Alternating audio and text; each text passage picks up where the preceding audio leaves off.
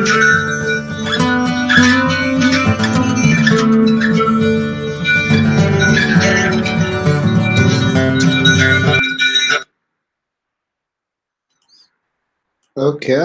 so hello everybody, welcome to Whining On, the street performer and artist living history repository. And today we have Ulla Taylor, Australia's probably what it seems like most prolific pavement artist. Ulla, great to have you here. Thanks, Matt. Thanks for inviting me. And Warminjaka to the Puraran country, which is in the Wurundjeri traditional lands. And I pay my respect to the elders, past and present. We just say that in Australia now to acknowledge the owners prior to us. Yeah, it's a condition I think that a lot of people in the new continents have to, new countries have to deal with. You know, America, the same thing. There's being a conquering nation. It's a interesting and difficult experience, I'm sure. Let's talk about street art and your life and leading up to becoming a street artist. What was your young life like? Were you surrounded by art as a youngster? I was. My mum was actually a painter and an art teacher. She mostly an art teacher, but because bringing up 3 kids by herself, I think she really struggled having any sort of creative mind. So yeah, there were art books and paintings and paints in the house, and like one of the pictures at the start of my slideshow is the finger paints were out. Was a very early start to pavement art from toddling years. But I suppose I didn't really see that as a natural path necessarily. I wanted to be an archaeologist or a marine biologist, an architect, but I sort of slacked off on maths in middle high school. Did you spend a lot of your sort of downtime doing art, doing it in your free time, so to speak? I suppose I did. I just remember spending a lot of time in the garden, actually, and watching really late night black and white movies until the TV turned off at 10 p.m. I think, the stations would shut down. Or And so, maybe it was midnight, actually. when you become a teenager, what sort of, was there a culture you plugged into at that time? Yeah, I was a headbanger. Well, what's a headbang? It's people who like heavy metal Okay. music, I still have headbanger hair. So I suppose that was my teen culture.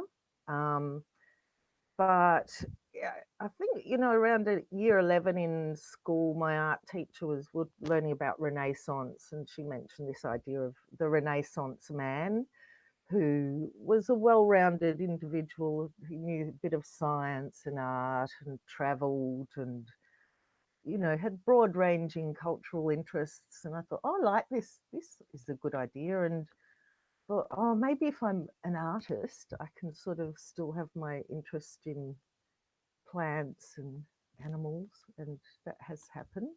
You'll see from my work, there's a lot of sort of indigenous wildlife included, and a bit of archaeology and whatever else. So yeah, I suppose year 11, I made a decision to be an artist and did a degree in fine art. It was my first year at uni. We'd just had one of our wild art school parties to celebrate. And a friend said, oh, come to my local shops tomorrow. There's a pavement art competition on. And despite my evil hangover, I took the bus and 2 trains to Glen Huntly and participated there. And I remember like that moment of having my foot hovering off the train and going, I just want to go home. I'm too scared. I've got anxiety.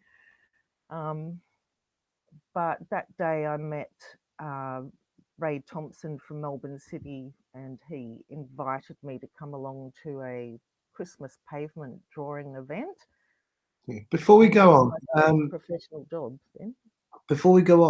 when you're getting off the train, you're going to the first pavement art kind of event you've ever been to. Yeah. Do you have an idea of what pavement art is at that time? Not a lot. I had seen it in Melbourne very rarely. I remember seeing it when I was a toddler. There was a crowd around an artist, but my mum sort of rushed me on. I know there were street drawing people, but it wasn't really something I'd been involved with. And it was all very, I suppose, anything I'd seen was, say, Mary Poppins, very small pictures by Bert, which of course become whole universes. Yeah, it wasn't something I was familiar with at that point, no. But as And soon as I wait, got that job, just changed. before we go, I'm just trying to set up the idea of who you are as an artist before you go on to become a pavement artist, Yeah. or before you start those first steps. And so, are you drawing all the time, a few times a week? Is it something you're kind of trying to train for at this time before you're doing that? You're studying it, but are you also, you could study art and not study art, if you know what I mean. I studied art and I drank beer most of the time. You know, That's part of the research, exploring the depths of your own psychology, isn't it? Or something like that. We certainly drank a lot in art school days. Um, well, actually, and it's continued a bit. um, but yeah, no, I did draw a lot and paint a lot in quite an expressionistic, abstract style. I was capable of life drawing accurately. I was, good at figurative drawing, but in my work style, I was much more um, non-representational in my work, and that certainly changed with um, doing pavement art, and you're trying to earn some coins. People don't really have faith in judging abstract art, so just to give before you money. go on to pavement, um, at that point when you were doing this work before you'd found out about pavement art, where do you see your future going in the art world? You said that you wanted to kind of become a Renaissance man, so to speak, have a life like Gauguin or one of these other artists, Leonardo, or any of these characters that went through their lives and became experts in almost every field they touched upon and almost had these mythic kind of existences. And I can understand the desire to do that, but then when you studied art and you were doing it for a long time after that impulse, did you start trying to figure out where you was going to earn a living? Did you have an idea where it would be, before you could conceive pavement art being the route? I suppose I imagined I they didn't I didn't really know much how you'd earn as an artist. I knew my mum had, for instance, done a mural and some commissions and sold work, and that the traditional way of selling artwork is through the gallery system. But I was I became aware that it probably really helps to come from a very wealthy background with lots of wealthy networks in the family to succeed in a gallery type system. Um, yeah, because you compare the price of artwork in a gallery, and sometimes you're going, why is that worth that much, and that's only worth that much? And it's I don't know. I just didn't think it was likely unless you're very lucky to. So I suppose I was hoping that I'll find a gallery who'll promote my work and I'll just paint happily ever after and have just one really good client like the Medicis. You know, Very wealthy paint, benefactor. paint some murals. I did have murals in my head. I wanted to work big, probably from art, early art school. But yeah, everyone in art school's earning money as waitressing and cleaners, and I found a slightly different way to earn some student cash. And so the competition, you get told about it, you decide to go. You've got no real idea what it is. Have you chose images before you go there? Have you gone through the sort of stuff you do and thought, well, this would work well or this would work well? It was pretty half baked on that first day.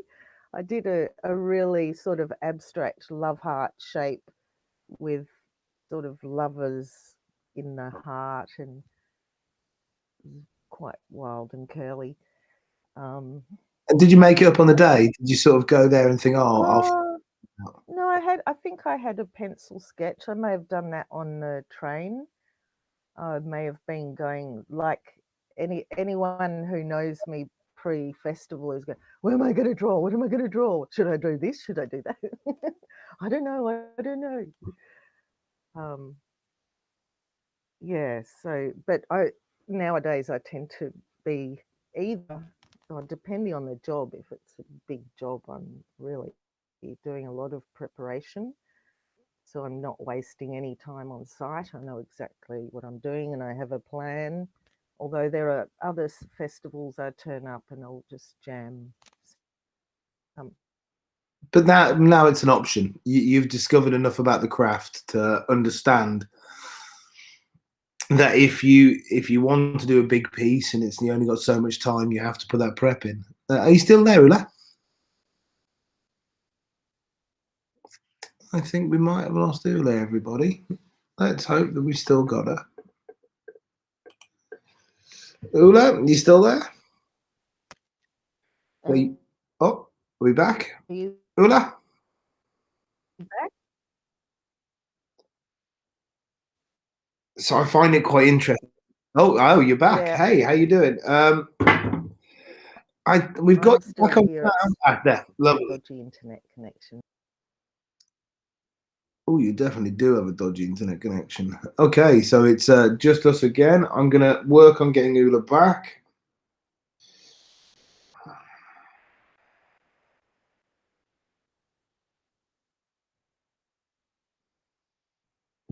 So listening to Ulla, it reminds me a lot of my own experience in university. She was drawing a lot, so she was doing more than I was at the time. I was drinking primarily most of the time. But this idea of, and it's something that I was struck with in my life, this idea of hearing the life of, and for me it was Gauguin. Gauguin had gone all the way across South Americas and had these huge adventures, gone to these Philippine islands, had drew these incredible paintings of this lush, fertile, life there. Was a proponent of the idea of what was termed at the time primitivism. This idea that the life of someone living in a tribe in the woodlands was ultimately better, more virtuous, and a more honourable life. And he actually died in the end of syphilis, living in a tribe in the middle of nowhere. And you hear these stories that are like a movie of the adventures of his life. And he became a guy who was an incredible painter. He was an ace shot. He was a champion pool player. He was someone who taught all these different languages, did this, did that. Leonardo is another example, a genius in nearly every field, the quintessential Renaissance man. And you hear these stories and you think, well, I'd love a life like that, to be a leader in every field. And then for me, at least, I went to university and I discovered it was product making. No, you're just making a product. This isn't this mad life of discovery, this journey, discovering. And maybe I just got overwrought with the fantasy of the thing. And I think a lot of people do that when they go to art college. They don't put in the idea of work. They don't think about the idea of actually having to produce work to live, to pay for yourself to live. I'm going to check on Ulla, see if she's coming back.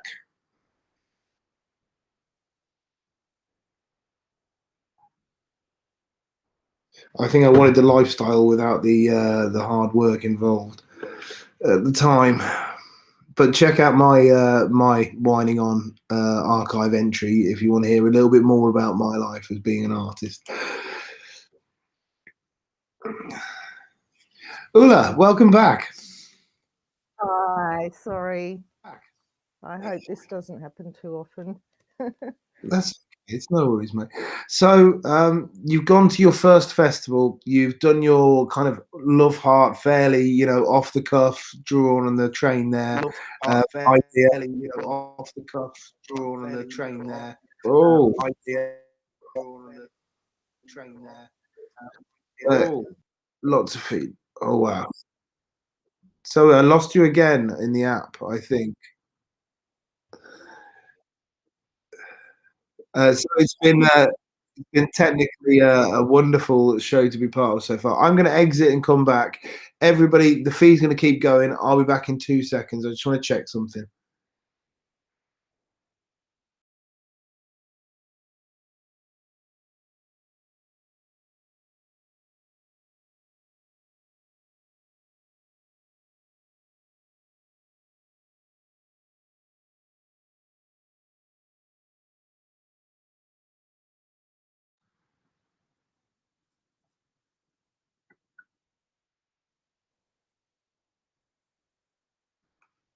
Okay, so we're back. Sorry. Excellent.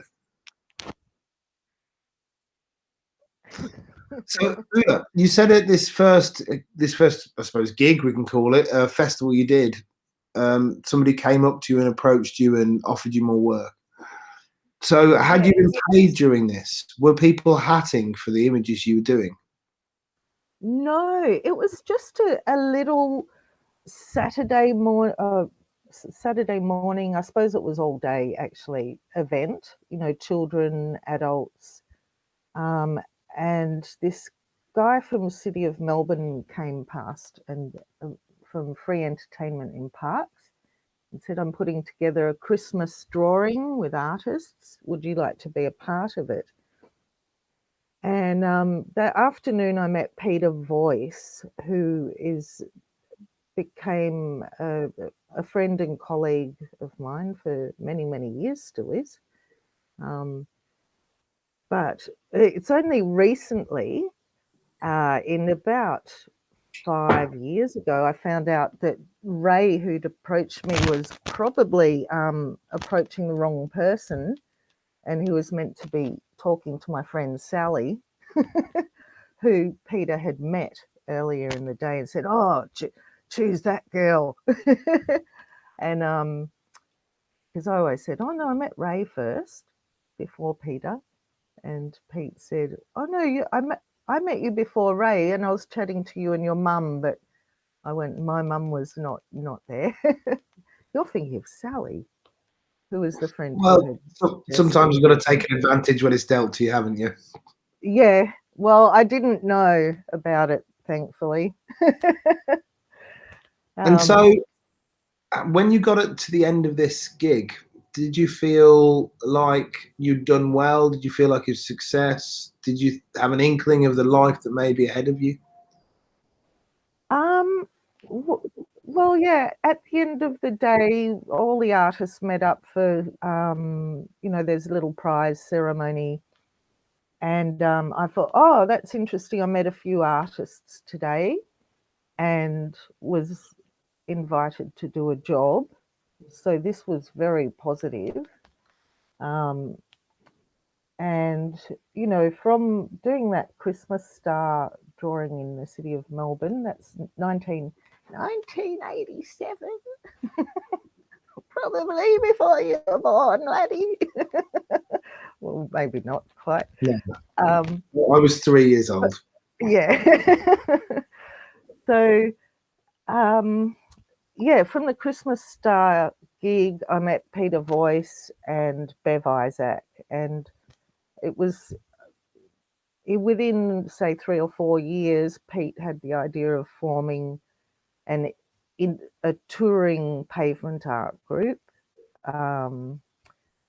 And Talk Circle became a thing, and that was about, I don't know, 28 nearly 30 years ago, I think now. So that was a fair few years after this festival. What did you do in the time in between? I finished my degree. I got a degree of fine art in painting and sculpture, Did philosophy, you and art history. did you perform during that time? Did you? Well, I say perform. Did you do Not pavement not art to earn a not living? a lot. I did another pavement art event the next year. Um, But you weren't busking at any point. not busking a lot. I went out like when I needed to earn some money for the bus fare to Perth when airplanes were really expensive, to visit a friend. So I would only intermittently busk. I then did a diploma of education after that, So you and were then I planning to worked become a teacher? in. Pardon? Were you planning to become I a trained teacher? as a yeah, high school art teacher, or I suppose they said I could teach history too. Um, and but I was very shy, very anxious person. Teaching was like nervous sweats. It was terrifying. Like yeah, not not for me at I suppose 19 I was then. And I worked for my stepmother in her foreign language textbook company for about 18 months. It was nearly 18 months when Pete said, "Oh, would you like to go to Canada and Wales and Germany as a part of Chalk Circle? We'll get this first international tour happening." And And I just went, yep, I'm about ready to leave office work. It's driving me insane. what was Chalk Circle then? Did you know about this thing before? Was it already an established thing before they'd approached you with it? No, Chalk Circle had 5 founding members. So Peter was the idea of, of forming it. Bev came up with the name Chalk Circle. Um, there was myself and Jenny McCracken. So we were all Melbourne pavement artists. Then in the early days, also Roland Josutis from Germany was in the group. Um, and over the years, there were different artists who dropped in, or like, for instance, a photographer, David Simmons, would be considered a Chalk Circle guest because we worked with him. Um, Gary Palmer from Ireland, Cassie Edwards. There were different people there was always the fifth hand in our little logo of the extra person who might be involved. And what was the sort of status of intent of the group? What was the thing that you kind of represented? Um, I suppose it's just artists earning a democratic wage from working on the streets. You know, that lovely direct inflow, working in the public, and traveling around doing festivals and street performance events, to make money, which was And pretty so, grand. yeah, had Peter already organised the locations and the dates when he spoke to you? That was already established, or was that kind of in the pipeline? You all worked Uh, together, planned a product together, and then sold it, or well, I think by the time I quit my job, it was a definite goer, yes. And that was starting with going to Edmonton, and through Dick, we had Dick Finkel. He's also teed up the works, the Visual Arts Festival, um, Edmonton Street Fest. We went to Garden Festival Wales. Oh no, that was at the end. Went to Golden in Germany for the very large And pavement are art you being paid to international go there?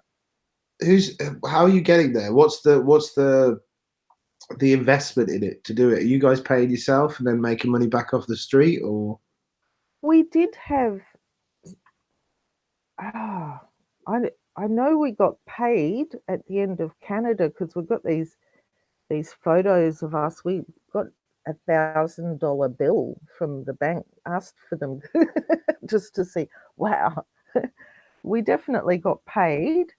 Um, I think it was still a bit of a, oh, we've got to buy the tickets and um, make an investment and towards it. It wasn't like, oh, Yeah. we're flying you first class, and and here's a deposit on your first investment property.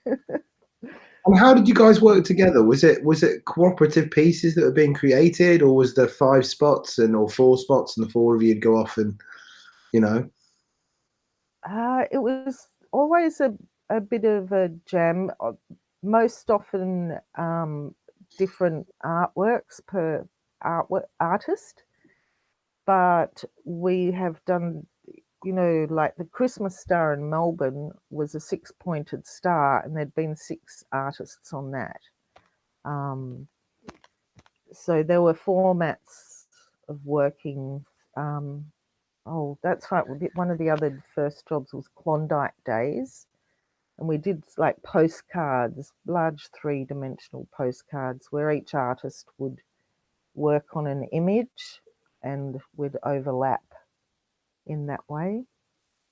Sometimes one artist would create a design we'd all work on, but most of the time we were working separately, but also pulling hats, and sharing an equal share of the group pool. Yeah. So what was your average day together as in a festival as a team? What would you usually do? Would you all board together? Would you live in separate places and separate rooms, or in a hotel? Yeah, we had that first trip to Canada. We had not only the 4 of us artists, but Bev had her 2 children as well. So there was Larry, he was doing some juggling, and Diana, who was more into art as well. So we were quite a large group of people. We were billeted to Kate the Great's apartment. She wasn't staying there, thankfully for her. Immediately blocked the toilets, sewage everywhere. And lobbing on people. When you're doing a tour and you've got gaps in your accommodation, you say, oh, where can we stay, it's quite hard when there's A large group, yeah. Jenny and I were making jokes about, oh, it's the Chalk family circus instead of Chalk circle. Yeah. And so you guys were happy staying in a place together. You guys are kind of a family. You guys were really. Sort of, but we also tried to avoid it. Personal space is a good thing. But you weren't just booked out artists. It wasn't like 5 booked out artists just corresponding as a group to get gigs. You guys are friends, and you're kind of sharing these tours together, right? Yeah, it was a very communal, sharing, friendly group to be a part of. Yeah. And what before then do you think prepared you for doing that kind of gig? What made you a good pavement artist from before coming up to now? How do you mean from those early days, or? Oh, well, I just mean, yeah, going back in the past. So this seems like when you've started doing this now, doing this chalk circle, going around the world, you're established as a pavement artist. You are amongst pavement artists have come from your country, from your city, who are credible. So what do you think has enabled you to become that? Because it doesn't seem like you did what a lot of people do who I talk to on the channel, which is spend years every single day grinding it out on the street. What is it that's gave you the skills and talent and ability to be able to fulfill that role at that time? Do you think? It's a difficult question. Well, it was definitely, certainly once I started more as I am a pavement artist, I was grinding it out a fair bit to improve the skills because not only in drawing, but in ways of trying to drag the coins out of people, while also sort of overcoming being naturally timid. And how did you Yeah. how did you do that? What were the obstacles and what were the kind of skills gained and learned to achieve earning money and being able to build rapport with people? Well, it goes for everything from, in the old days having a little hat out on the ground or a small bowl for collection, to having large pink buckets with thank you, and always, because nowadays people are taking photos, and there's often, you sort of tell them, oh, the best photos from right here, which is very much the case with the 3D illusions, and sort of making a point of obligation that if you want the photo, stand there and, oh, if it's worth a photo, it's worth a donation. It's almost like you're setting up a kind of amusement ride kind of thing. You come to here, you'll see the illusion, Yeah. and then If that's you've the trade-off. Yeah, if you've got time, like one of the annoying things about what I do is it's quite, it takes a long time to build a good, big, strong image, and it's finished at the end of the day. And that's the point really where it starts to earn money and to really attract attention. It's so rare I get a job where, oh, I can build this image over a few days, and then maybe for the end of the festival, I'm not sort of heads down concentrating on that artwork, but I'm more like, hello, how are you? And engaging with the passers-by. How did you find developing? Because you said you're a nervous person. You're someone who's socially avoidant, by nature. Then how do you get over that? To talk to people, to engage with them, to be able to make other people feel comfortable, because they have to feel comfortable to appreciate and enjoy the work you're presenting, at least at a base point. I suppose that essentially came down to realizing, oh, I'll earn more money if I'm friendly and bubbly, and make eye contact and have conversations, because like a lot of what I do is I'm just talking to people all day, and when there are points someone might come across and, oh, she was a bit grumpy, and I might just need to concentrate, and I'm not just going, yep, Being a bit short. But yeah, it was a money thing, I suppose, and also liking the positive feedback from people, and really interesting conversations that go on philosophical rants and political discourse and environmental activist things, all good. Do you think it changed you as a person going through the beginning periods of presenting your work on the street in a public place? Yeah, it was a certain evolution. I mean, even I don't know, like for instance, teaching, the idea of teaching in front of teenagers terrified me. but I still get nervous before school groups, but now I'm of course a lot more practiced at just do it. Just do it. And so, sorry, carry on. Just the work ethic too of I'll learn more if I'm actually working, and it takes a lot of work to get out a drawing in a day. It's a really it requires stamina and concentration, and it's much easier to stay on the job when you know people are watching you, so you tend to work harder under scrutiny. Well, you can't stop, and I think the brain does do something with that. That if it knows you have to keep going, it doesn't give you the impetus to stop. It doesn't give you the starting feeling.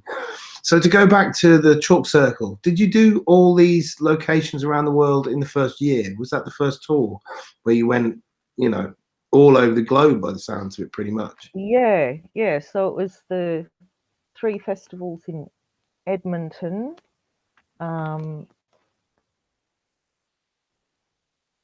Then Germany, the big pavement art, the Gelden Strassenmaler Wettbewerb, which was just so amazing. Why was it so amazing? Just the whole town gets. Oh, that's right. Peter had been there the year before. Peter and Jenny, when I was still working full time, and so that was Peter's second year going there. But yeah, Gelden, the whole town is covered with pavement art, and there's the kids section, the juniors, the teens, and then in the adults, the copyists and the original art. And it's just incredible. There's a Kunstlerdorf, so lovely sort of tented park to crash in. And I take it all the locals really love this. It's kind of the highlight of the. I imagine so, because for decades it was a really big event. Excuse me.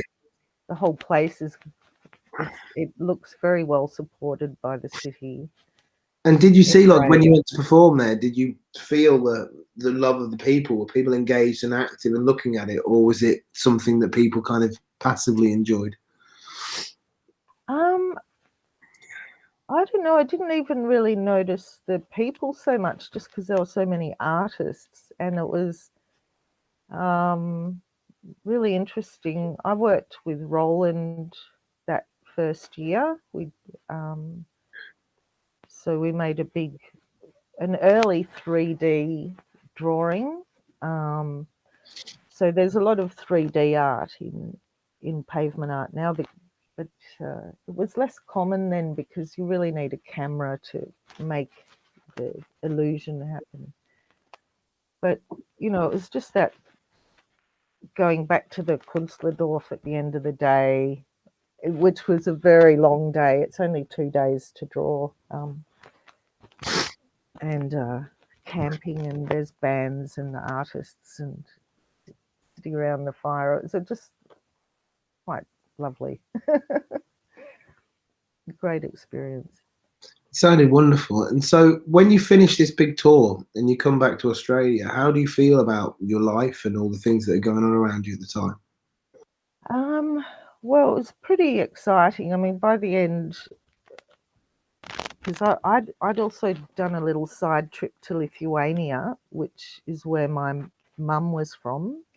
So it was 1991, and the wall had come down, and Lithuania opened up from Russia. So I went there also, and I think we went to Holland as well, then Wales. I don't know. I've forgotten what I was saying. How did so early in the morning. I'm going back into 30 years ago. I'm getting lost. No problem. When you went Well, home, what was the thought? How did you feel about the world when you went home after doing this tour all over the planet, doing multiple countries, doing your art to all different kinds of people? How did you feel when you got home? it felt pretty great, very liberating to see that. Oh wow, you know, people would say. I remember a really early busking day in a posh suburb, a woman saying, "Darling, you'll never make it as an artist without a wealthy family." And so it was just so amazing that there was this direct payment. And even though I was aware that when I was, say, in second year in art school, one of my lecturers said, "Oh, the problem with this pavement art stuff is it's very kitsch and popularist, and it's not proper fine art." Well, Um, is there a thing of that as well? There's no artifice. Pavement art in the end, typically, is removed after it's been enjoyed for the set period of time it's allocated for. yeah, certainly at Covent Garden it is. Bloody Westminster Council.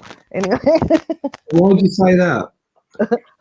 um, oh, when I worked a couple days at Covent Garden many years later.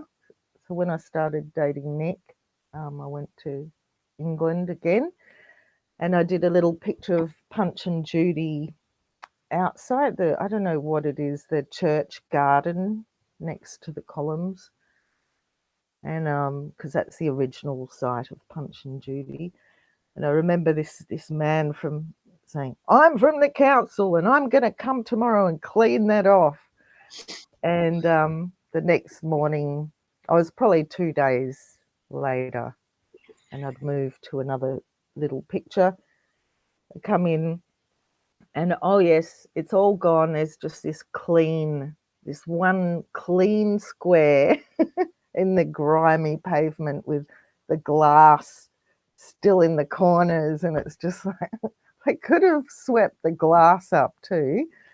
But yeah, that was an instance of being removed.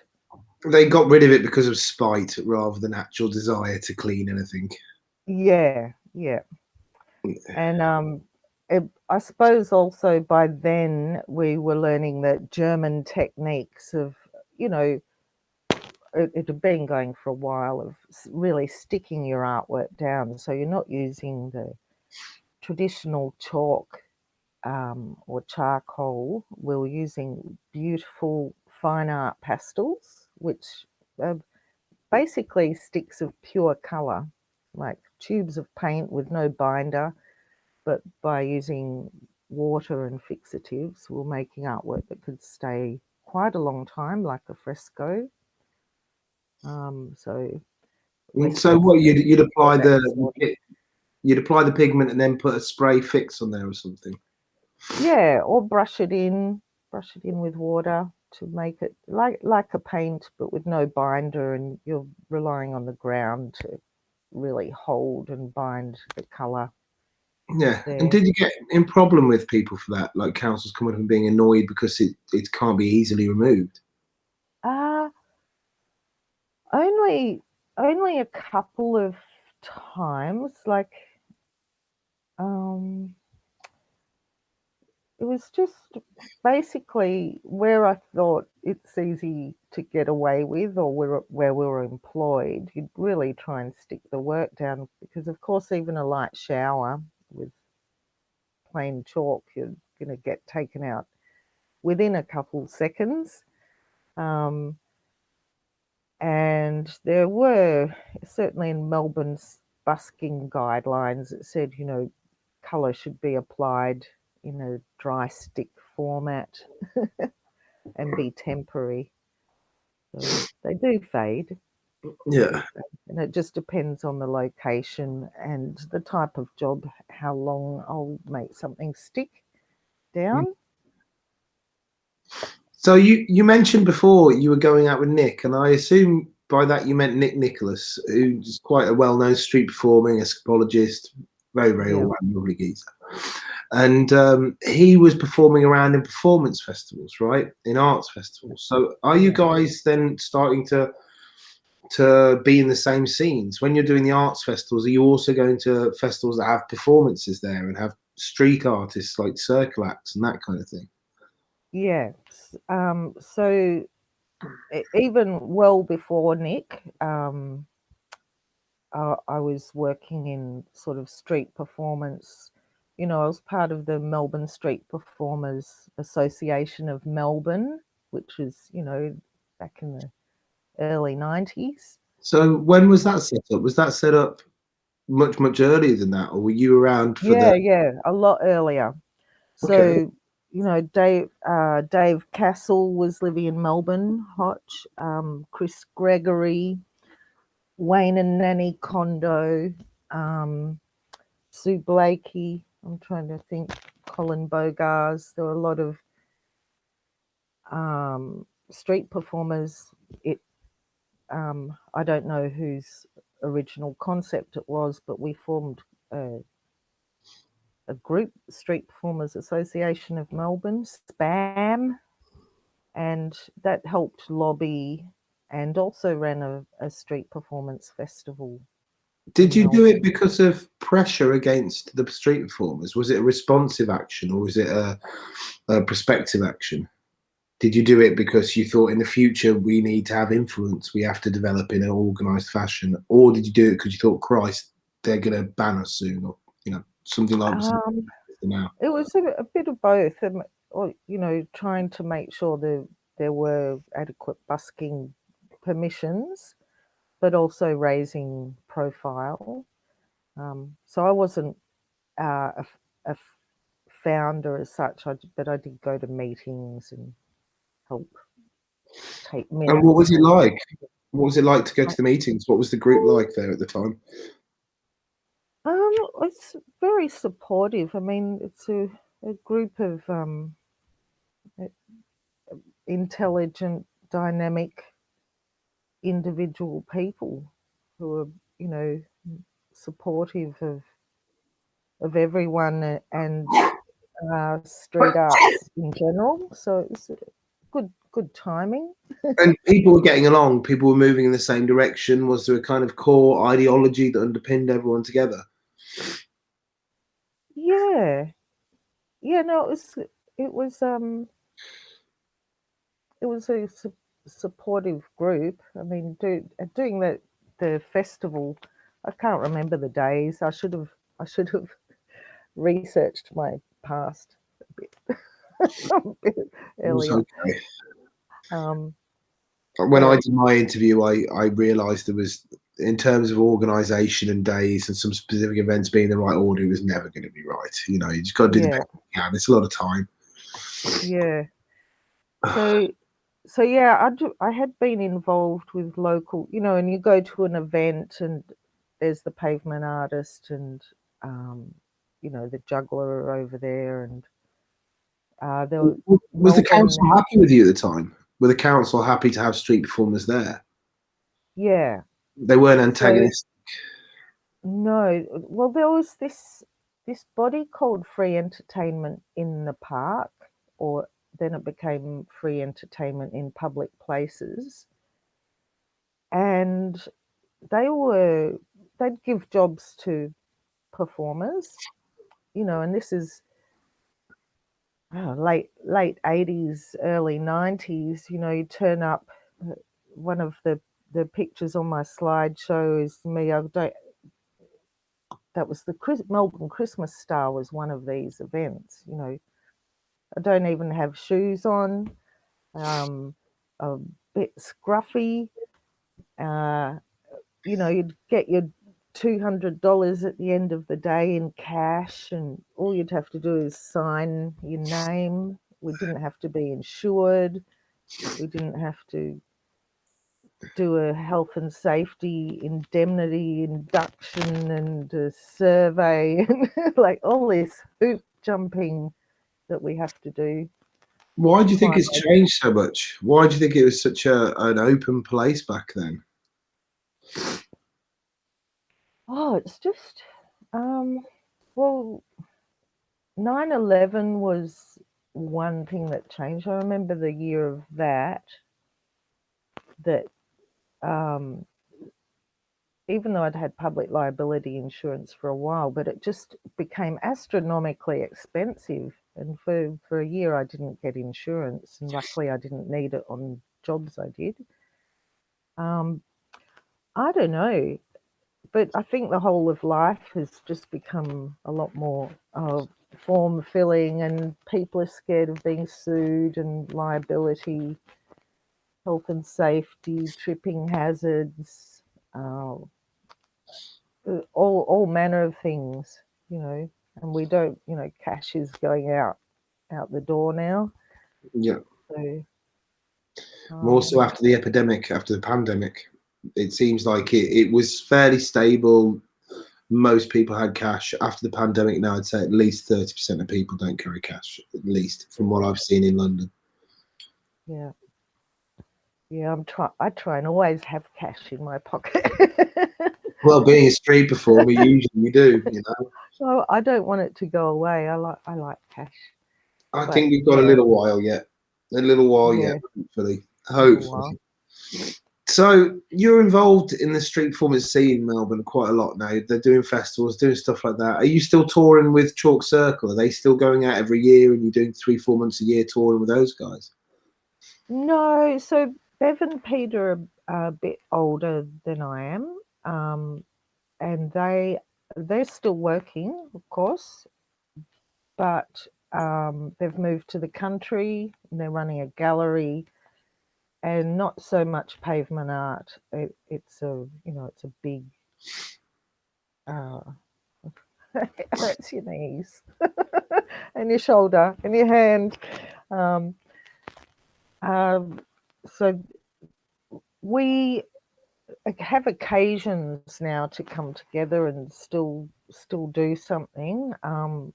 And Chalk Circle is now Bev and Peter, and then Jenny McCracken is working with Zest Events, and I sometimes work with Zest as well. But yeah, we're all doing our thing in similar. So you guys had one kind of big year, went around, did everywhere, and then kind of moved into your own direction, so to speak. Oh, it was more than 1 year. No, okay. It was quite a lot longer.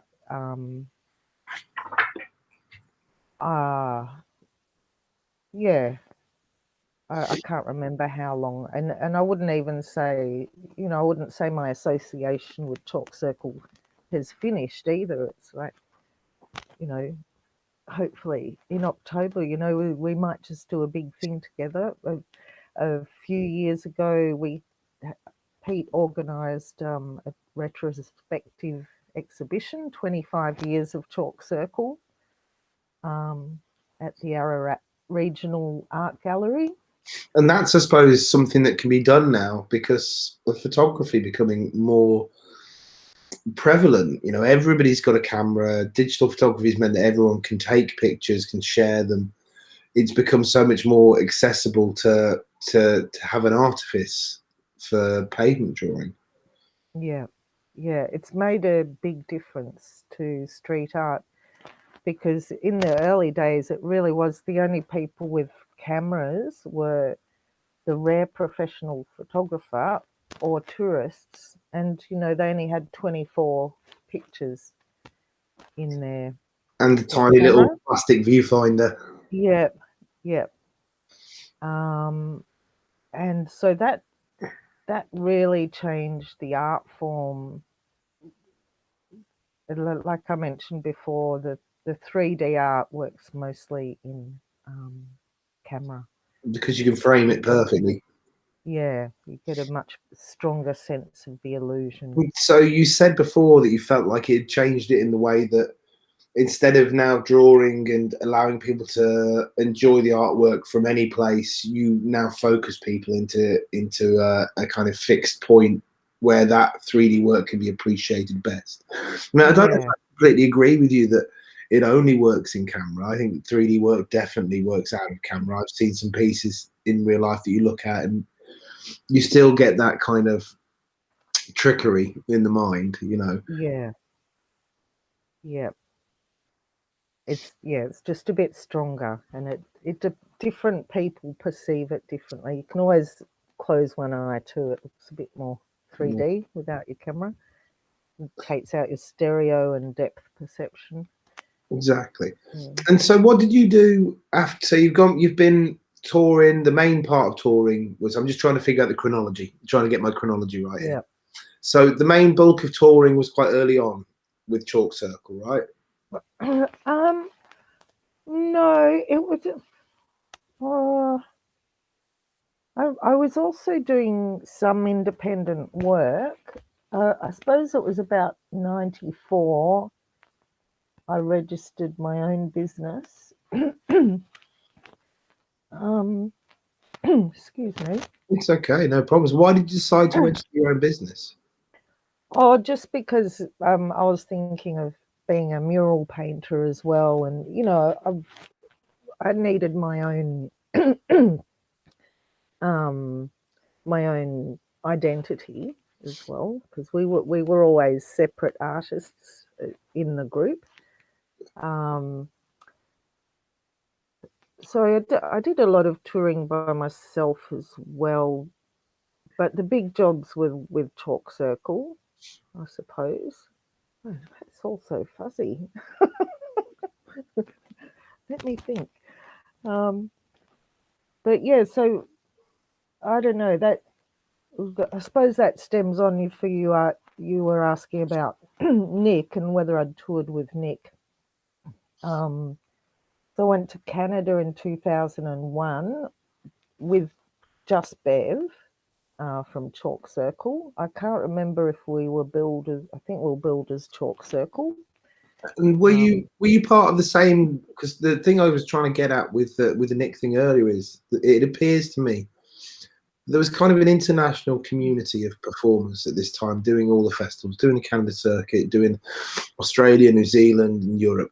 It was all fairly incestuous in terms of the performing circle acts, kind of statues, the musicians to an extent as well. Were you, as a pavement artist, plugged into that same community? Yeah, I'd say so. From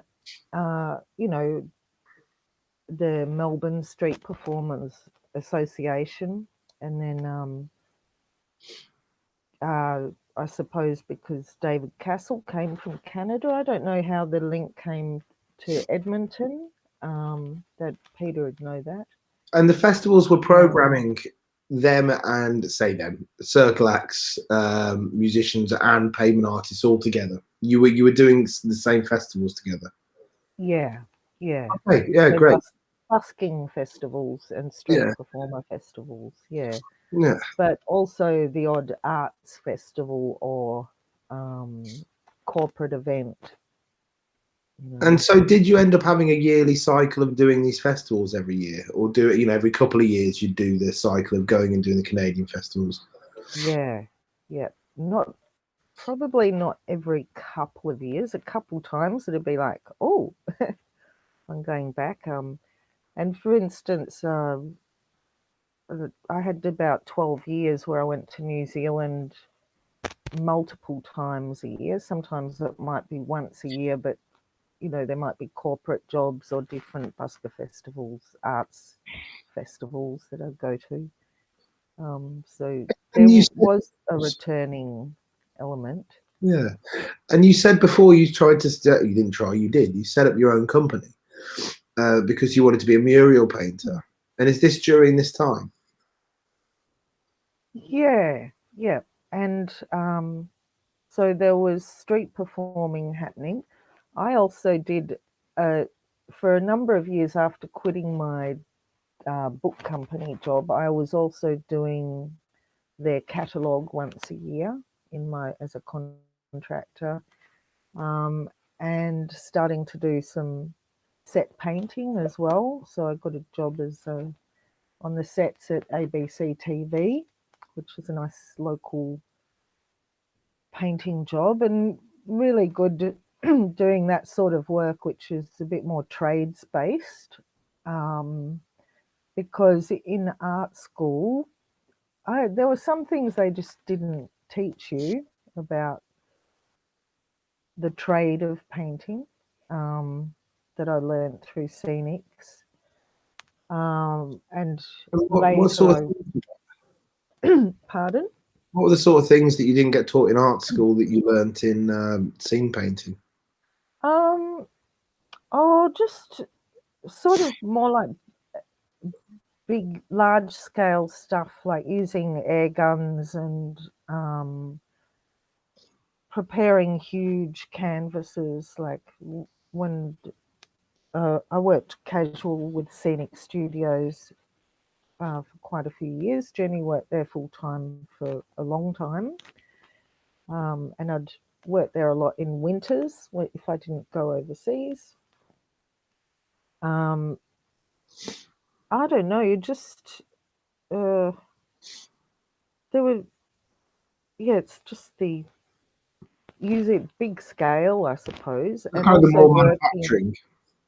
Pardon? It's like the manufacturing of big scale work.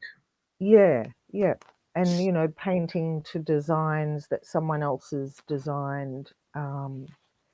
You very rarely are designing anything in that sort of job. Um, you're just making the little picture big enough to fit on the stage. I do miss the free theatre tickets from working at the Scenic Studios So on the Broadway show. were you trying to settle down more? Were you trying to get um, some kind of living stable income, which meant you didn't have to travel around all the time? Was that part of the desire at the time for that? Um, oh, I always liked having my house and having a home. Um, I but I loved going off traveling, but I wasn't ever on the road for, just I'm touring for 3 years. The longest would be 3 months, and sometimes it was just I'm going away for 3 weeks or 1 week. But yeah, I definitely love the traveling, whether it's regional Victoria or So around Australia. there wasn't a desire when you started doing the scene painting to get out, so to speak, to transition, to move from one part career to another career. No, no, that was just another way to have cash while improving my skills as a painter, my hand skills and knowledge. And I suppose it's something which is in some aspects close to the thing you wanted to do, and you've mentioned multiple times before in the interview, is doing murals. You're doing big, huge scale work. Yeah, So did yeah. you end up doing murals? Did the company you set up successfully get I assume for a mural for a town, you'd get a contract, a tender that you'd have to apply for or something. Um, yeah, I do some murals, and I'm trying to get more and more of that work because there there weren't as many, there wasn't as much street art in the early days as in wall paintings. It really was quite uncommon. And so I'd imagined that as sort of more going into private homes or businesses and painting. I do a bit of that work, and it's a pity because 30 years of my work has been temporary. It exists in photo where a photo exists, but it's really different. Like I've got a mural down at some shops close by, and every so often on Instagram, someone will photograph it and tag me. And that's the longevity of that is so much better. It's like, oh, imagine if all of my work had have been permanent. And there's been a scattering of it over the years. It sounds like Even you have some regret. um kind of, but just didn't happen that way. So there's no If you don't could, even think about it. would you, if you could go back and kind of tinker with your own life, would you change it in a way to make that happen?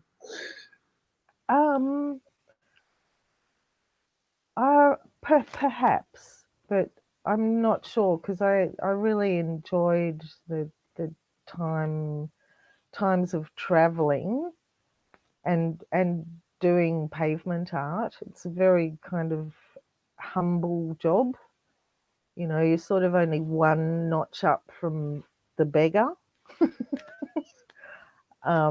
You know, I work in overalls, so people will say, "Do you have somewhere to sleep tonight, darling? And oh, do you need a cup of coffee?" And so there is this assumption that I'm physically dirty in overalls, sitting on the ground. I give the impression of being a beggar. It would have been much, I would have liked to have a lifestyle on the Riviera, being with my own apartment, saying, "Oh, come and paint a mural for the rich and famous." And But just as likely as that, you could be in a tiny little studio surrounded by paintings that, yeah, you know. there's my noise.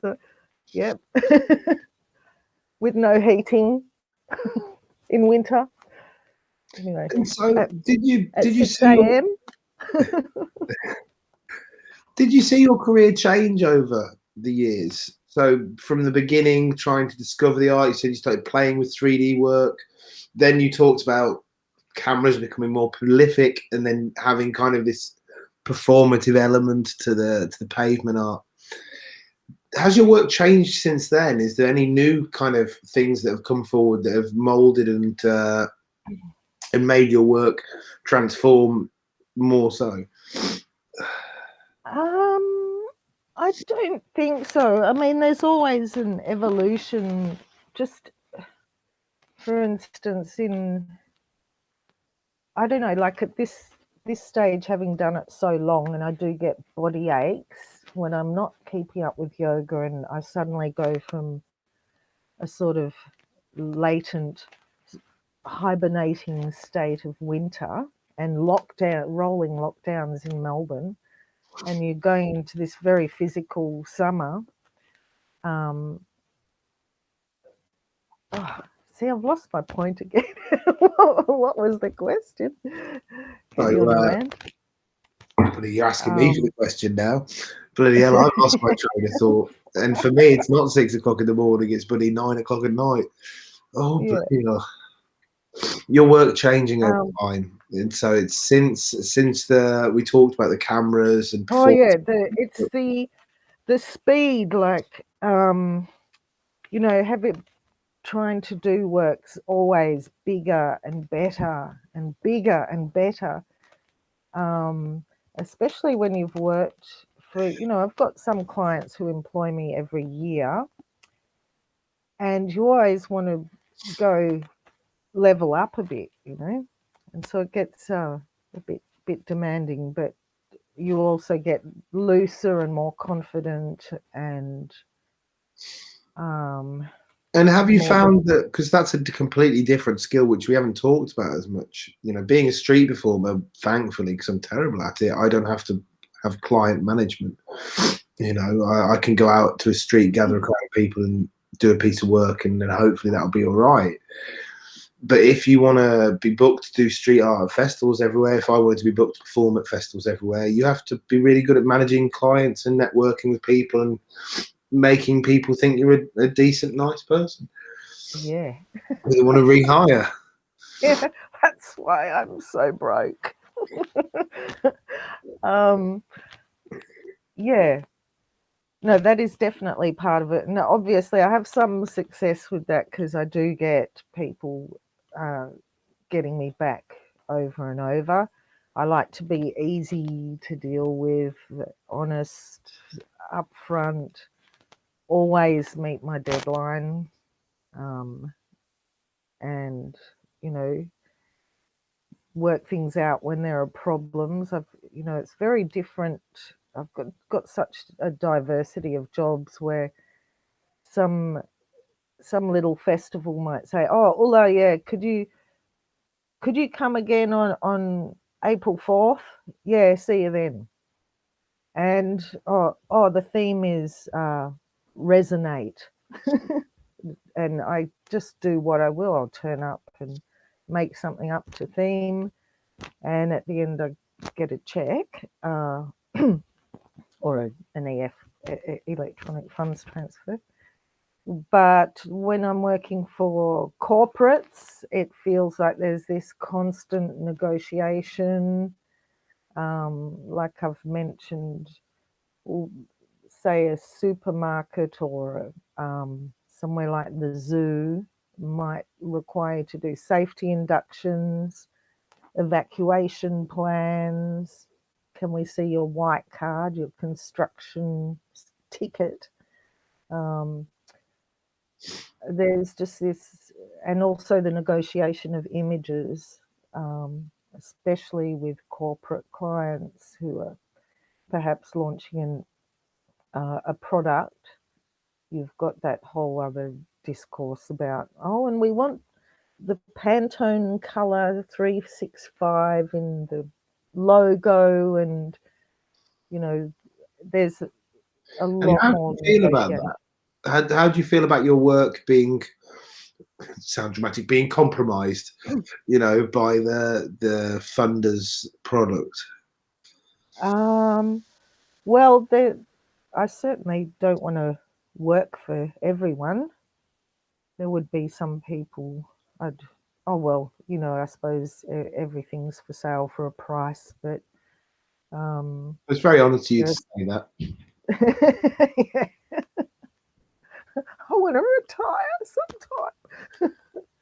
sometime. But well, I generally say for instance, a corporate might say, and we want our logo this big all over the artwork. And I'll have to say, now, as soon as I paint a logo, people aren't going to stop. They're not going to engage. They're not going to look.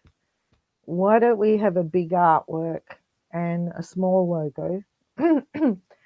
So it's compromises like that. But I don't know that, there are things you want to work for and things you don't want to work for so much. So I prefer more community engagement gigs rather than corporate sponsorship. So You do workshops as well, am I right in that? yeah, I do a lot of workshops. That's a big part of my money earning. And when did you start So doing that might be that? Early on? pretty early. Yeah.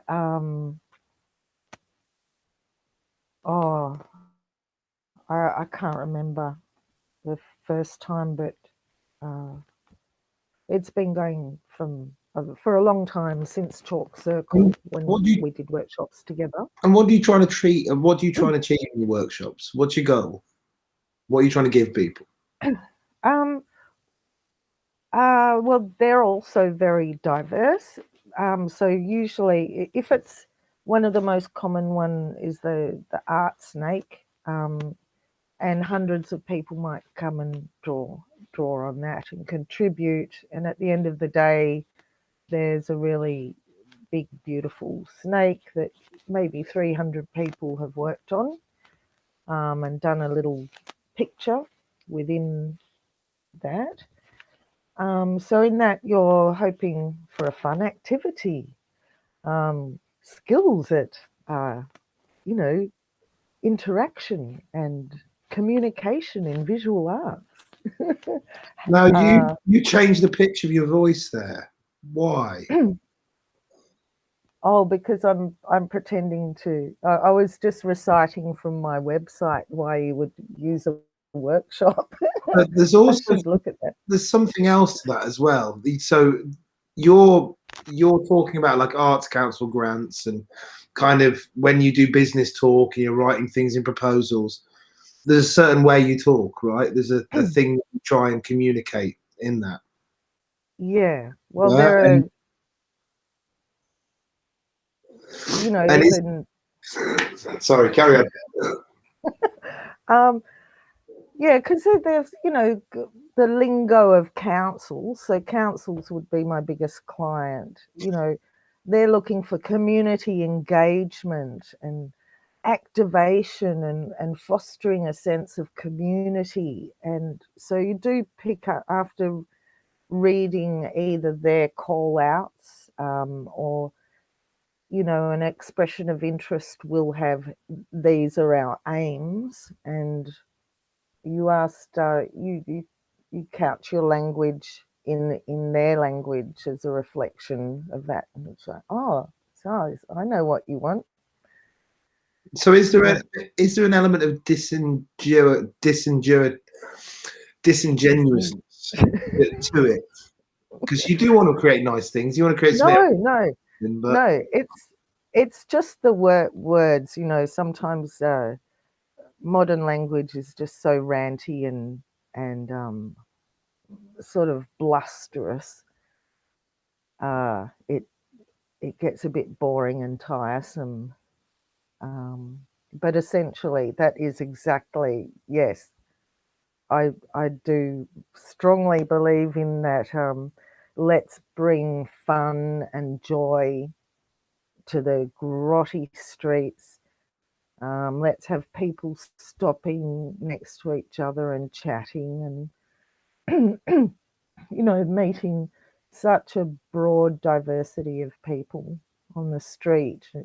Um, it's really various, and maybe to someone I'm their street psychologist, and to another I'm giving them links about how to fight fracking, or being some kid's childminder while mum, I'm just going into McDonald's, could you mind my kid? I don't know. It's yeah, it's no falsity in the way I sell my work. I'm really, really into integrity, honesty. It's a really big thing for my life and career in general. cool. And so you say that a lot of your income comes from doing these workshops. So would part of your monthly, yearly cycle be traveling around to councils, to small community areas, community workshop areas around Australia, supplying these workshops? Yeah, yeah, and it might be something in the past I would have offered as a package, like at the Cairns Busker Festival. Um, I did a feature drawing of my own work, spent a few days on that. Then I did an intensive workshop, which was sort of for youth and adults, but I did actually have some children in that, but they were quite mature kids. Um, and working intensely there on that sort of workshop, and then at the end doing a big public workshop where lots of little kids are coming, and grandparents and the general public. So And when you it do the is big pieces, are you guiding them a lot? Are you guiding the, because I assume with a lot of the huge pieces, members of the audience, the spectators, come and draw and get involved. Do you guide people a lot with that? Is that quite an active process, or do you kind of set it up and sit down and see what happens? there's no sitting down. No, there's lots of picking up chalk. I do guide them in terms that, I'd say, oh, no writing, please, because otherwise you get Joe was here. No religion, no politics. We're trying to do the best drawing we can. It'll stay for a few days, so try and make it really good. Take your time, breathe, enjoy, relax. And I might have, on a lot of workshops, I'll have a little box with some visuals of like animals, butterflies, that when Kind of kids like make that. study aids, things people can look at as reference to draw from. Yeah, so that, kids, when they say, I don't know what to draw, it's like, oh, why don't you look in the box and see if that, gives you an idea. And And so, is that it's something you've interesting. learned? Is that something you've learned over time? These little tiny touches to Yeah, it move smoothly. yes, yeah, it's definitely, how to improve the workshop. It's like everything. It's like your work kit or your brushes, getting the good brushes, not the shit brushes. Makes your job easier. Just becoming more refined at what you do. Yeah, yeah. And so, just to move it on a little bit now, what did you feel about the world of street art, particularly pertaining to pavement drawing, um, before COVID? So the years before COVID, what was the scene like? What was going on? Oh, it's just the last, over a decade. It's really gone off. I mean, it's just huge. Especially with mural making on walls, like that's a big movement, popular movement. Why'd you say it's gone off? Is there any particular events like sparks that are causing this, or things that are carrying the movement forward? I like to think it was because of the rise of pavement art, and then people said, "Oh, why work down there? It looks so hard, and it's hard to see."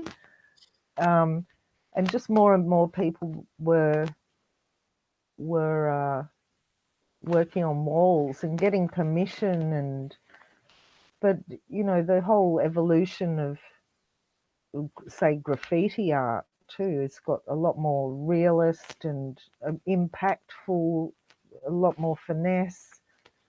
So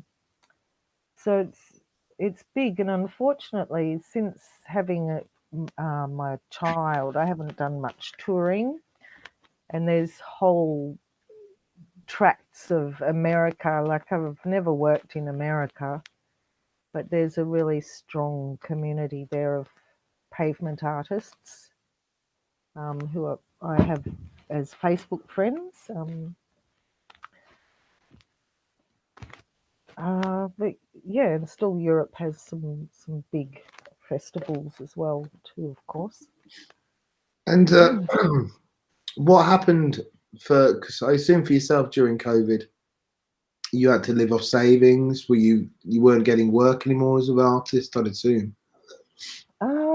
Well, I was actually, when March 13th, which is where it really changed in Australia, I was actually in Western Australia on the Southwest Street Fest, which is organised by Scott and Beck, who are some Fremantle performers.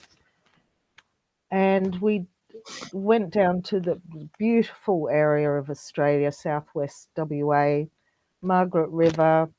There was a bit of rain. I was slow setting up. I didn't have a spectacular day, but that night we found out that the next job was cancelled. And it was a really nerve-wracking time, not knowing how I'd earn money. But we were lucky in Australia. I had done my taxes the year before.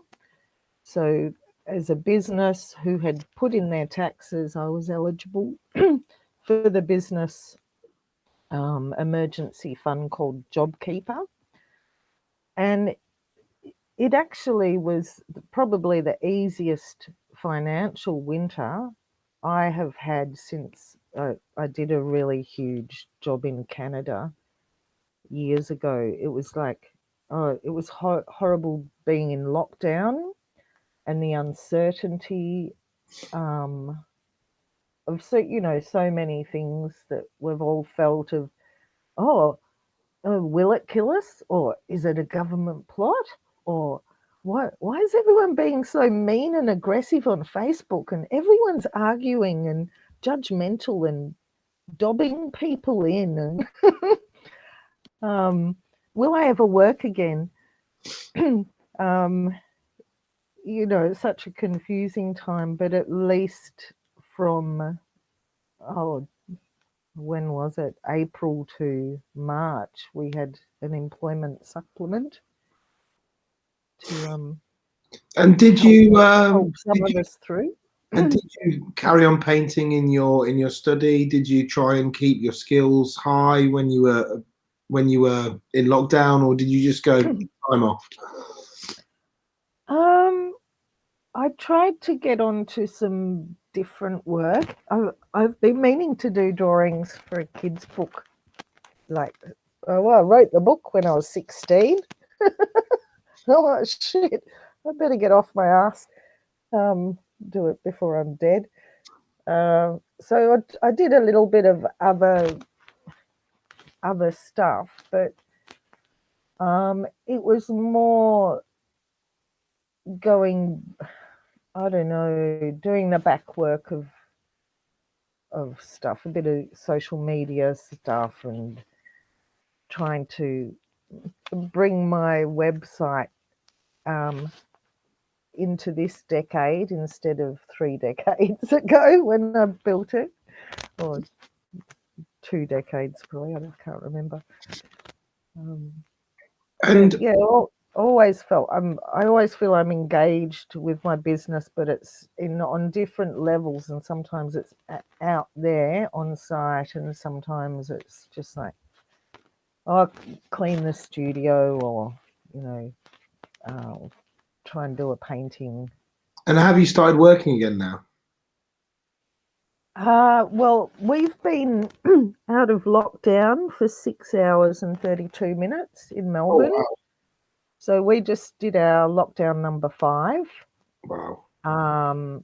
And so Melbourne's known for fairly tough lockdowns. At least this one, we didn't have a curfew, and we're allowed out 2 hours a day for exercise.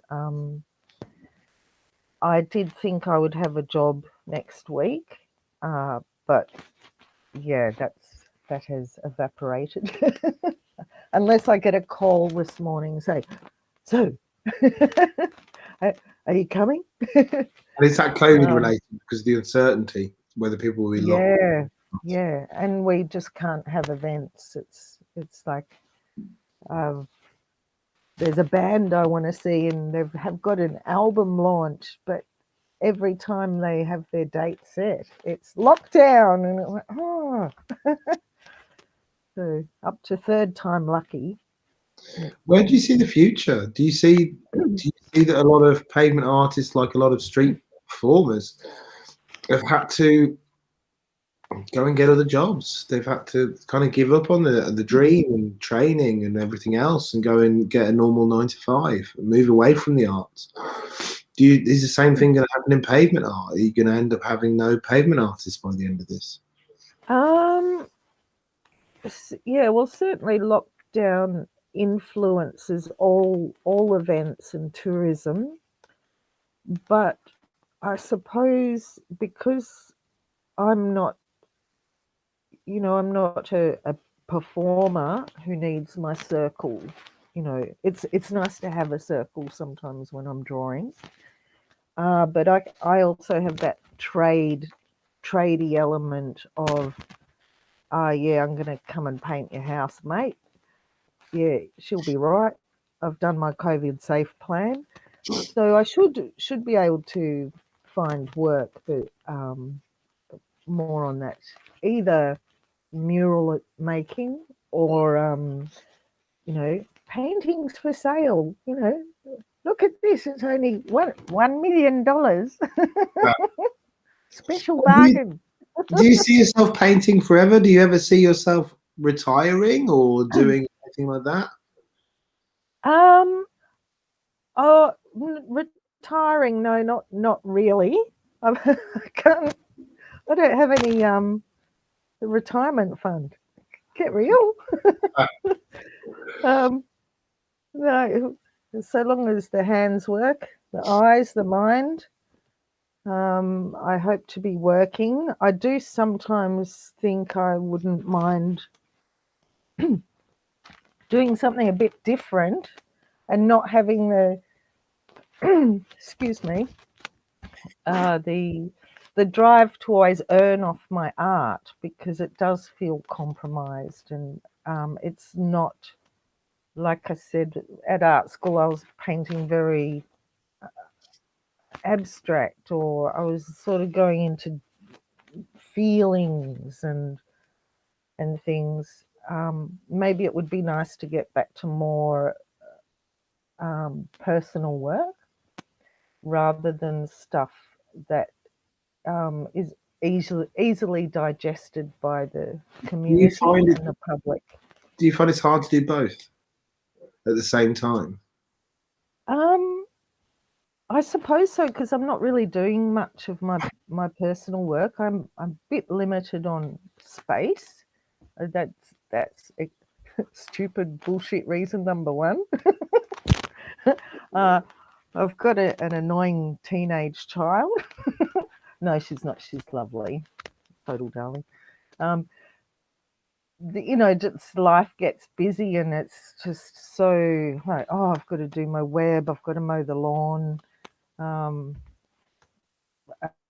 put in this expression of interest on social media, and it's hard to get that really good focus of am I on track, and Especially when you have to keep moving that focus. So you focus on the work to earn the money, and then focus on the personal craft to try and develop it. I completely yeah. empathise.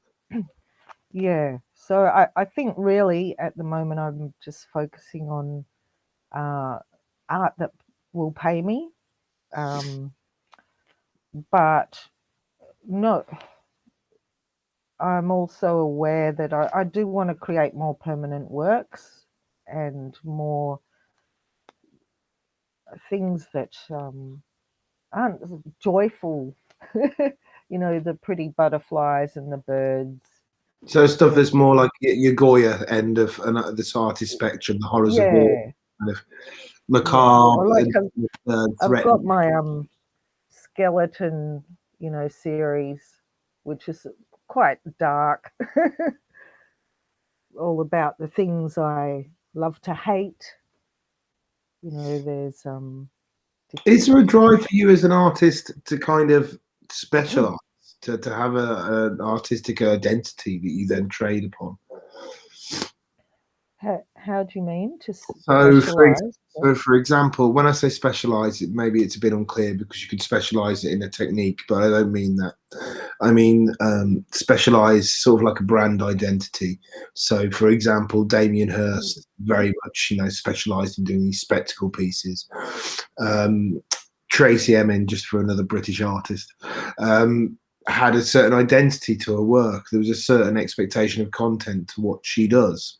There's a kind of a brand identity. Say, for example, another artist might just do fish, or for example, another person, pop art. But what's his name? The guy who was the champion of pop art. I've forgotten his bloody name now. I can't believe it. What's his name? Guy who made pop Andy art. Warhol. Andy Warhol. He had a style of work, right? You can recognize a Warhol piece. He has a sort of identity that he doesn't veer off too much. Yeah, And that's what it's part of how I think he sold himself, was this identity around who he yeah. was. Do you find yourself doing that as an artist? Do you resist it if it's an imperative? Not consciously, and like this is something I remember from my final year at art school, just as they were kind of quietly crucifying me, my ego. So I was saying, you really got to zone in on a theme. You've got to get a certain, a window of your way of working and your expression. Something, I suppose, So, easily identifiable that people can buy into. yeah, so people could, and I had on final year of art school about 30 paintings. They're all different. They're all radically different. Um, but I suppose with my pavement art, you know, people that know my work would recognize my hand on something, um, I imagine. And I do like to do just as a fallback, you know, fallback to either local endangered animals or plants, is what I'll do, or play with Mona Lisa. I have gone through years where I sort of repeat a theme, so dragons or Mona Lisas. I do Mona Lisa in Melbourne, in Newcastle, in Fremantle or Adelaide, Massey in Canada. They all have the local iconography of the town, in the painting. Um, but yeah, I don't know. You have ways of working that makes But your work it, your own, but it's not a conscious yeah, thing. Oh, exactly. I only want to paint this. It doesn't seem also as well like you're trying to create the product as part, the artist as part of the product. You know, you're not selling the idea of you as this person who creates this work. You're just creating work you enjoy creating, right? Oh, I suppose I do have to sell myself as the artist actually, because it is another point of differentiation. You know, I am different to that person and that person in the way I behave on the street, or at the after party, or the way I approach uh, the client or producer. You And is there a know, cognitive thing you're doing there, right? Have you got an idea of who you're presenting, or is it natural and intuitive? I don't know. I suppose, I would like to think it's just natural intuition. um, you You've know, not planned it, be nice, be kind, be likable, but you know and what I mean. get You've the not sat job at done. home. Huh? You know what I mean. You've not sat at home and written down, right? I am this kind of person who does this, who adventured from this castle and saved it. You know what I mean. You haven't built up this N- kind of fictitious or distorted identity No, to trade upon. not no. Some people do. You know, they create a myth and then they kind of trade upon that myth for spectacle of who they are.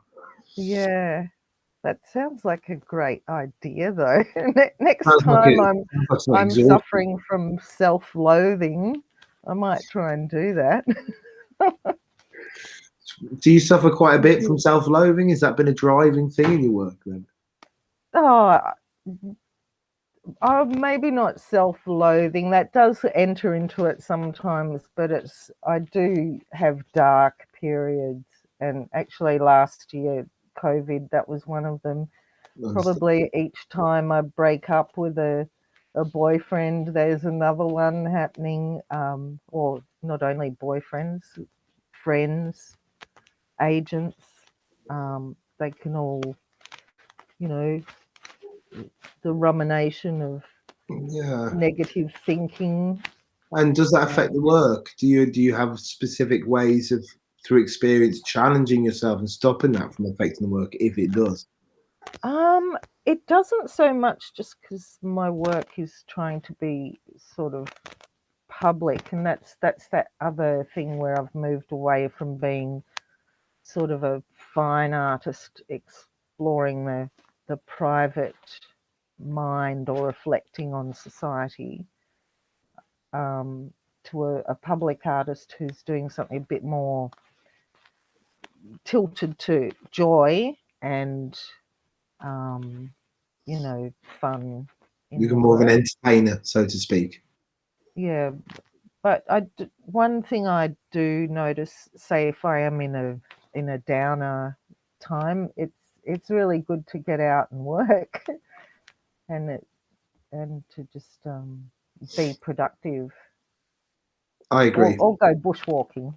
That's also nice. The snorkeling It's in good the to be able to do Bahamas. that. I'll try that one day, maybe. I've certainly found a lot of times when I've been deeply sad, if I've gone out and done a show, it's been a relief. Been a moment of relief to be out and to feel people's joy. It's kind of a Yeah. salve to a tortured soul. So I think we're reaching almost the end. We're in the last 10 minutes, I think, of the interview now. Okay. Yeah, we fly through. I always ask at the end of these interviews the same, more or less, questions. Two questions. The first question is, do you have any advice for a young artist who might be thinking about going and working on the street and beginning a career in the street? Well, practice, because painting, art making is a physical skill, like say juggling or magic too. Um, uh, but also, I think one thing I don't do work for free.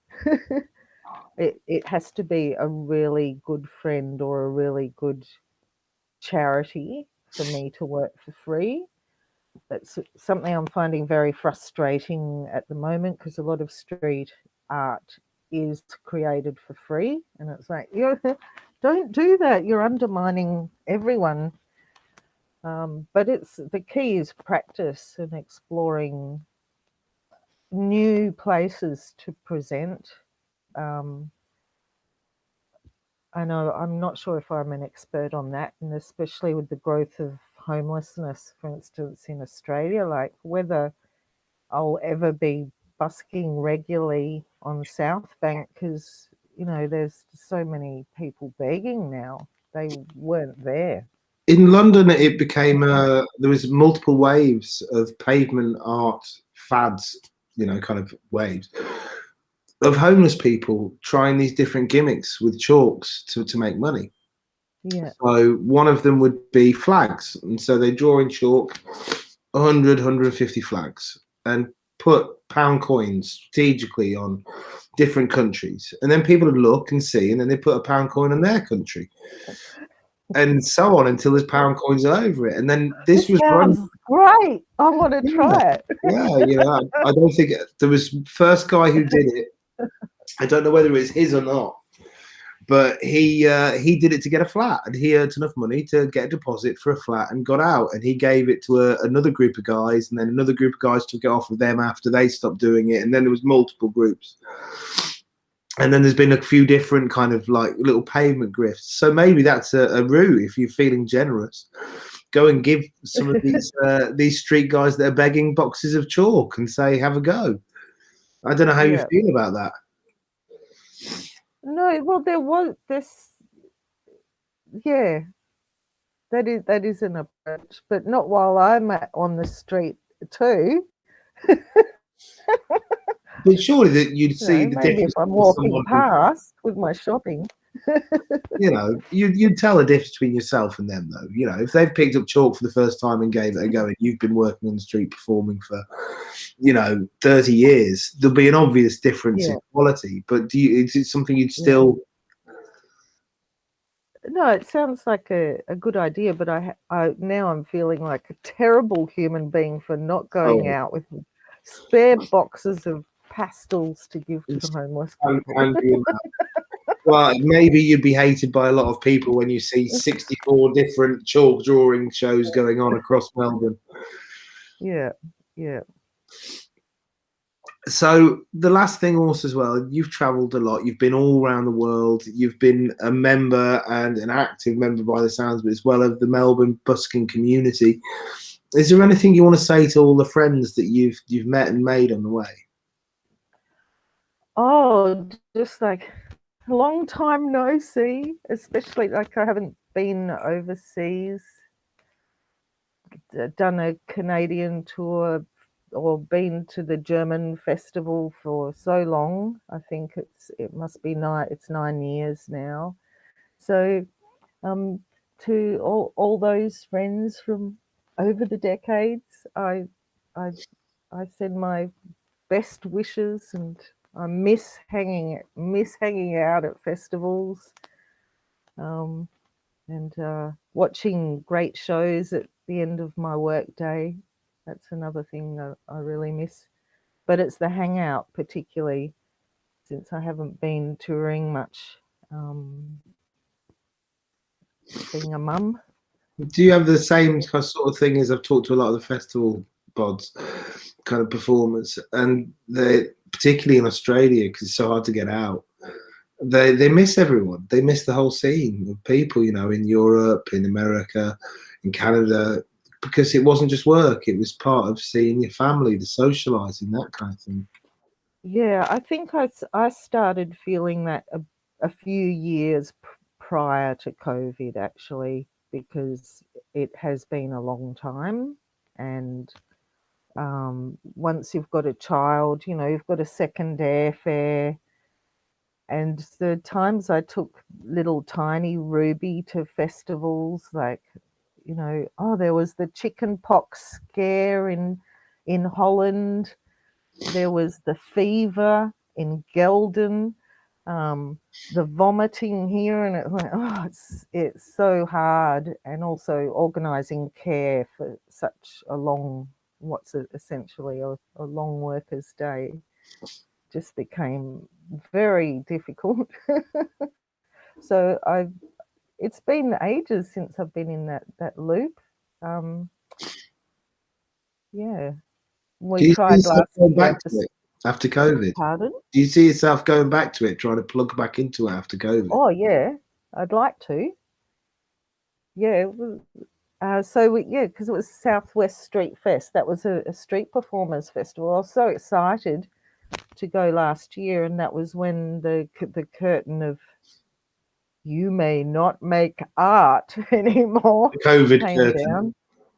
Yeah.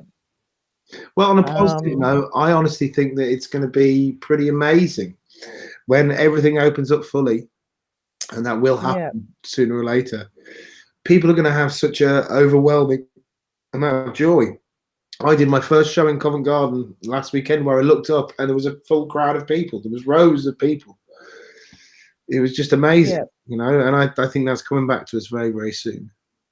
Yeah, I certainly had a very busy period between November and March. I was flat out when we were not locking down, and yeah, going, oh wow, yeah, the communities want art and they want stuff on the street. And you're there to Yeah. provide it to them. Yeah. Yes. Ulla, it's been an absolute pleasure talking with you. I've been fascinated in hearing your story, your ideas, the struggles you've gone through. Really an absolute pleasure. Been very entertained over the last 2 hours. Thanks. I'm glad I neither cried nor didn't forget too many questions. No, you did fine. Mind. You did absolutely great. We did have a chat before the broadcast that said, you know, maybe there might be some crying and breaks going on at the most difficult moments. And yeah, thankfully avoided the trauma parts. yeah, we made some emotional contingency plans, you know. And thanks to you, Matt, for inviting me as a senior on the scene. No one's made a documentary about my work, so Yet. Thank you. I do exist in the history now. You most definitely did and do. Ulla, it's been a pleasure. I'm going to draw it to a close now, if that's okay with you. If there's nothing else you want to say. Yep. No, all good. But you know, have fun and enjoy. Carpe diem. Carpe diem, indeed, everyone. Seize the day. And from me, thank you for watching. If you enjoyed the show and you're not yet, please subscribe, like, join anything that's joinable, comment on anything that's commentable, and have a wonderful, wonderful day, evening, or afternoon, wherever